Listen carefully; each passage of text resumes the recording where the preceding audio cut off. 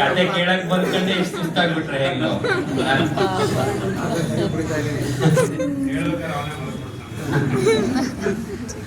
Actually ಮಲಗಬಹುದು ಕಣ, ಕತೆ ಹೇಳೋದು ಮಲಗಕ್ಕೇನೆ. ಆರಾಮಾಗಿ ಮಲಗಬಹುದು. ಮಲಗಕ್ಕೆ ಕತೆ ಹೇಳ್ತಿದ್ರಲ್ಲ ಹಿಂದೆ.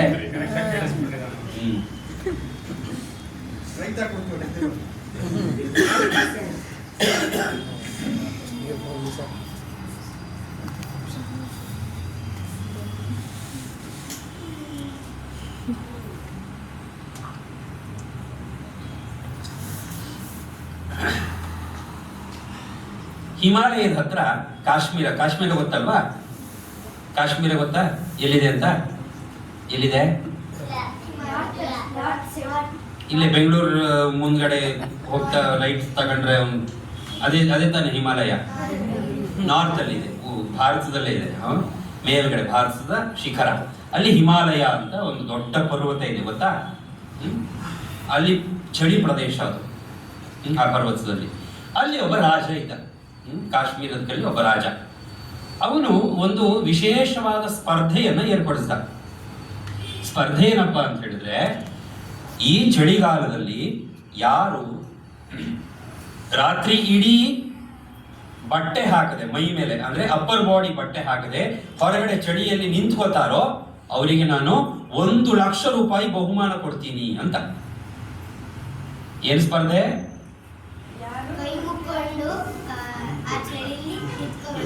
ಕೈ ಮುಕ್ಕೊಳ್ಳೇಬೇಕು ಅಂತೇನಿಲ್ಲ, ಮೈ ಮೇಲೆ ಬಟ್ಟೆ ಹಾಕ್ಬಾರ್ದು. ಚಳಿ ಹೆಂಗಿರುತ್ತೆ ಗೊತ್ತಲ್ವಾ? ಚಳಿಯಲ್ಲಿ ನಾವು ನೀವೆಲ್ಲ ಏನ್ ಮಾಡ್ತೀವಿ? ಚಳಿ ಆದ್ರೆ ಸ್ವೆಟರ್ ಮೇಲೆ ಇನ್ನೊಂದು ಜರ್ಕಿನ್ನು, ಕಿವಿಗೇನೋ ಮಫ್ಲರು, ಕತ್ತಿಗೆ ಮಫ್ಲರು, ತಲೆಗೊಂದು ಟೋಪಿ, ಅದ್ರ ಮೇಲೆ ಒಂದು ರಗ್ಗು, 2 ಲೇಯರ್ 3 ಲೇಯರ್ 4 ಲೇಯರ್ ಹಾಕೊಂಡು ಬೆಚ್ಚಗಿರ್ತೀವಿ ಅಲ್ವಾ? ಸ್ಪರ್ಧೆ ಏನಪ್ಪಾ? ಚಳಿಯಲ್ಲಿ ನೀನು ಯಾವುದೇ ಬಟ್ಟೆ ಹಾಕದೆ ರಾತ್ರಿ ಇಡೀ ನಿಂತಿರ್ಬೇಕು. ಚಳಿಗಾಲದಲ್ಲಿ ಚಳಿ ಯಾವಾಗ ಜಾಸ್ತಿ ಇರುತ್ತೆ? ರಾತ್ರಿನೇ ಚಳಿ ಜಾಸ್ತಿ ಇರೋದು. ಬೆಳಿಗ್ಗೆ ಅಟ್ಲೀಸ್ಟ್ ಒಂಚೂರು ಸೂರ್ಯ ಬಿಸಿಲೇನಾದ್ರು ಬಂದ್ರೆ ಅಬ್ಬಬ್ಬ ಅಂತ ಅನ್ಸ್ಬೋದು, ಆದ್ರೆ ರಾತ್ರಿ ನಿಂಗಿರ್ಬೇಕು ಅಂತ. ಯಾರಿಗೂ ಈ ಸ್ಪರ್ಧೆಯನ್ನ ಗೆಲ್ಲೋದಕ್ಕೆ ಆಗ್ತಾನೆ ಇರಲಿಲ್ಲ. ಕೊನೆಗೆ ಯಾವುದೋ ಒಬ್ಬ ಭಿಕ್ಷುಕ ಯಾವುದೋ ಊರಿಂದ ಸುತ್ತಾಡ್ಕೊಂಡು ಈ ಊರಿಗೆ ಬಂದಾಗ ಅವನಿಗೆ ಈ ತರದ ಒಂದು ವಿಶೇಷವಾದ ಸ್ಪರ್ಧೆ ಇದೆ ಅನ್ನೋದು ಗೊತ್ತಾಗುತ್ತೆ. ಅವನು ರಾಜನಿಗೆ ಹೇಳ್ತಾನೆ, ರಾಜರೇ, ನಾನು ನಿಮ್ಮ ಚಾಲೆಂಜ್ ಅನ್ನ ತಗೋತೀನಿ, 1,00,000 ರೂಪಾಯಿ ಬಹುಮಾನ ನೀವು ಕೊಡ್ತೀರಿ, ಗ್ಯಾರಂಟಿ ಅಲ್ವಾ ಅಂತ ಕೇಳ್ಕೊತಾರೆ. ಹೂ ಕಣ, ಯಾರು ರಾತ್ರಿ ಇಡೀ ನಿಂತ್ಕೋತಾರೆ ಅವ್ರಿಗೆ 1,00,000 ರೂಪಾಯಿ ಕೊಡ್ತೀನಿ ನಾನು. ಅದಕ್ಕೇನು ಗ್ಯಾರಂಟಿ ಹೇಳ್ಬೇಕು? ನಾನು ರಾಜ, ನಾನು ಮಾತು ಆಡಿದ್ರೆ ಹೋಯ್ತು, ಮುತ್ತು ಹೊಡೆದ್ರೆ ಹೋಯ್ತು, ತಗೋ ನೀನು ಅಂತ ಹೇಳ್ತಾನೆ. ಹೌದಾ, ಆಯ್ತು ಅಂತ ಹೇಳ್ಕೊಂಡು ಅವನು ಒಪ್ಕೋತಾನೆ ಚಾಲೆಂಜಿಗೆ. ಅವನ ಅರಮನೆಯ ಮುಂಭಾಗದಲ್ಲಿ ಒಂದು ಬಯಲು, ಆ ಬಯಲಲ್ಲಿ ರಾತ್ರಿ ನಿಲ್ಲಬೇಕು. ಅದನ್ನ ನೋಡೋದಕ್ಕೆ 10 ಜನ ಕಾವಲುಗಾರರು ಅಂತ ರಾಜ ನೇಮಿಸ್ತಾನೆ. ರಾಜ ನೋಡಲ್ಲ, ರಾಜ ಯಾಕೆ ನೋಡ್ತಾನೆ? ರಾತ್ರಿ ಇಡೀ ನಿದ್ದೆ ಬಿಟ್ಕೊಂಡು ಅದನ್ನ ನೋಡೋದಕ್ಕೆ ಕಾವಲುಗಾರರಿದ್ದಾರೆ. ಕಾವಲುಗಾರನ ನೇಮಿಸಿ ಅವನ್ ರಾತ್ರಿ ಇಡೀ ಈ ಚಳಿ ನಿಂತ್ಕೋತಾನ ನೋಡಿ ಅಂತ ಹೇಳ್ತಾನೆ. ರಾತ್ರಿ ಆಗತ್ತೆ, ಅವನ್ ಬಂದು ಆ ಅರಮನೆ ಮುಂದ್ಗಡೆ ಬೈಲಲ್ಲಿ ನಿಂತ್ಕೊಂಡು ತನ್ನ ಬಟ್ಟೆನೆಲ್ಲ ಕಳಚಿ ಹಾಕದ, ನಿಂತ್ಕೊಂಡೇ ಇದ್ದ ರಾತ್ರಿಯಿಂದ ಬೆಳಗಿನ ಜಾವ ತನಕನೂ ನಿಂತ್ಕೊಂಡಿದ್ದ. ಬೆಳಿಗ್ಗೆ ರಾಜ ಬಂದು ನೋಡ್ತಾನೆ, ಅವನು ಮರಗಟ್ಟು ಹೋಗ್ಬಿಟ್ಟಿದ್ದಾನೆ, ಆದ್ರೆ ನಿಂತ್ಕೊಂಡಿದ್ದಾನೆ. ಆ ಚಳಿಲಿ ಪೂರ್ತಿ ಮೈಯೆಲ್ಲ ಮಂಜು ಆಗಿದೆ. ಇಲ್ಲೆಲ್ಲ ಮಂಜುಗಳು ಚುಪ್ಪು ನೀರು ಬಿದ್ದು, ಹನಿಗಳು ಬಿದ್ದು ನಿಂತ್ಕೊಂಡ್ಬಿಟ್ಟಿದೆ. ಇವನು ಹೆಂಗೆ ರಾತ್ರಿ ಇಡೀ ನಿಂತ್ಕೊಂಡ್ಬಿಟ್ನಲ್ಲ ಅಂತ ಅವನಿಗೆ ಆಶ್ಚರ್ಯ ಆಗತ್ತೆ. ಅವನ ಕರೆದು ಕೇಳ್ತಾನೆ, ಆಯ್ತು, ನೀಗ 1,00,000 ರೂಪಾಯಿ ನಾನು ಕೊಡ್ತೀನಿ, ಆದ್ರೆ ನನಗೆ ನಿನ್ ಗುಟ್ಟಿ ಏನು ಅಂತ ಹೇಳು. ನೀನ್ ಹೆಂಗೆ ರಾತ್ರಿ ಇಡೀ ಮೈಯ ಮೇಲೆ ಒಂಚೂರು ಬಟ್ಟೆ ಇಲ್ಲದೆ ರಾತ್ರಿ ಇಡೀ ನಿಂತ್ಕೊಂಡಿಯಲ್ಲ, ಹೆಂಗೆ?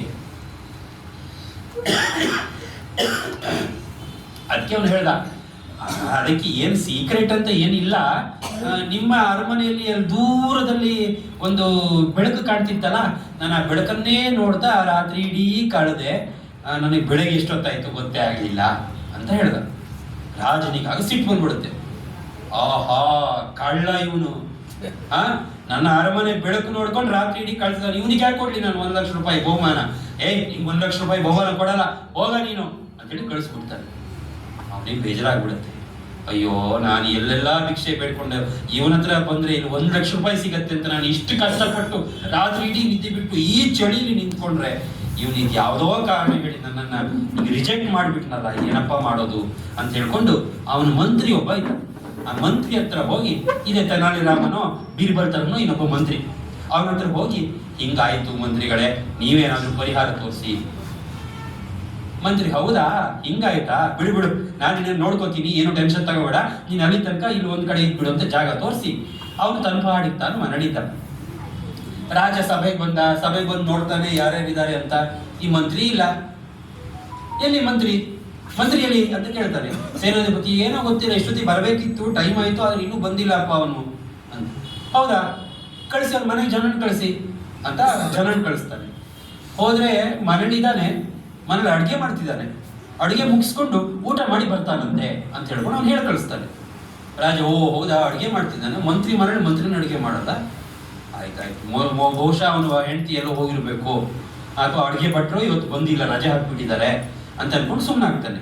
1 ಗಂಟೆ ಆಯ್ತು, 2 ಗಂಟೆ ಆಯ್ತು, ಬರ್ತಾನೆ ಇಲ್ಲ. ಮತ್ತೆ ಸೇನಾಧಿಪತಿನ ಕಳಿಸ್ತಾನೆ. ಸೇನಾಧಿಪತಿನೂ ವಾಪಸ್ ಬಂದ, ಇಲ್ಲ ಅಡುಗೆನೂ ಆಗಿಲ್ವಂತೆ. ರಾಜನಿಗೆ ಸಿಟ್ಟು ಬಂತು.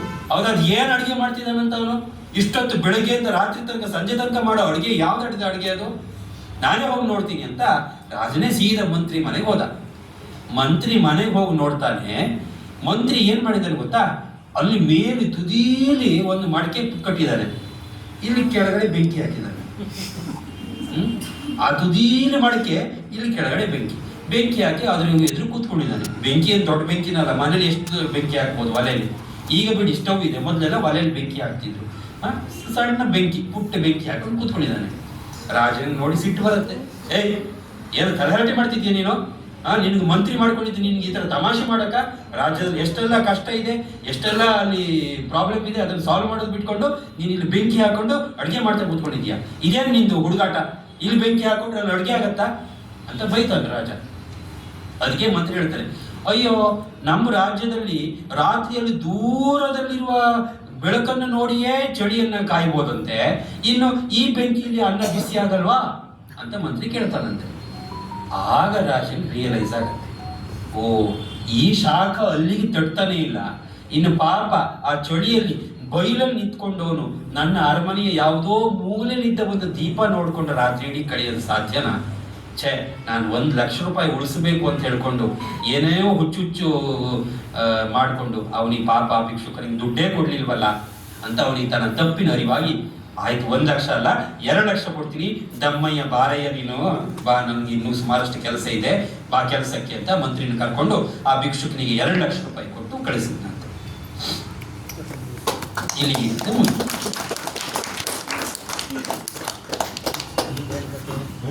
ಏನಿತಿ ಕಥೆಯಲ್ಲಿ, ಮಾತು ಕೊಟ್ಟಿದ್ದು ಮಾತಿಗೆ ತಪ್ಪಬಾರ್ದು,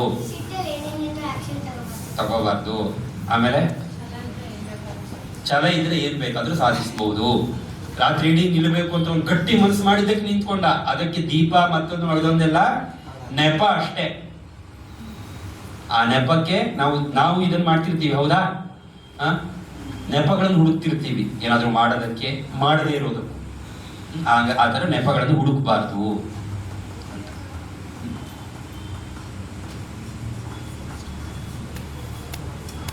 ನನಗೆ ಈ ಅವಕಾಶ ಕೊಟ್ಟಿದ್ದಕ್ಕಾಗಿ ಕಲಾ ಸುರುಚಿಗೆ, ಅದರ ಎಲ್ಲ ಗೆಳೆಯರಿಗೆ, ಅಮ್ಮಂಗೆ, ಮತ್ತೆ ಇಷ್ಟೊತ್ತು ಕತೆ ಕೇಳಿದ ನಿಮ್ಮೆಲ್ಲರಿಗೂ, ಮಕ್ಕಳಿಗೂ ದೊಡ್ಡವರಿಗೂ ಧನ್ಯವಾದಗಳು. ಇನ್ನಷ್ಟು ಈ ಥರದ ಕತೆಗಳು ಕೇಳೋ ಹಾಗಾಗಲಿ. Thank you.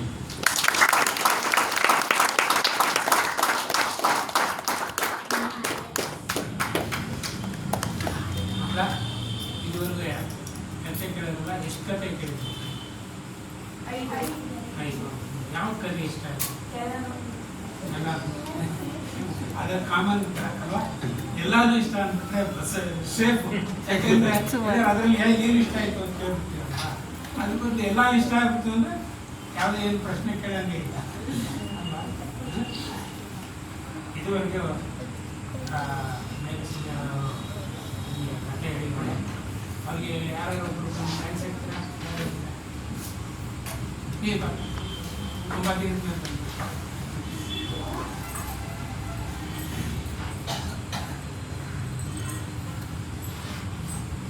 ಇವತ್ತು ತುಂಬ ಮಕ್ಕಳಿರೋದ್ರಿಂದ ಎಲ್ಲರನ್ನೂ ಹೆಲ್ಪ್ ಮಾಡ್ತಾ ಇಲ್ಲ, ಯಾಕೆಂದರೆ ಇಲ್ಲಿ ನಿಲ್ತು ಕೂಡ ಜಾಗ ಆಗಲ್ಲ ಅಂತೆ.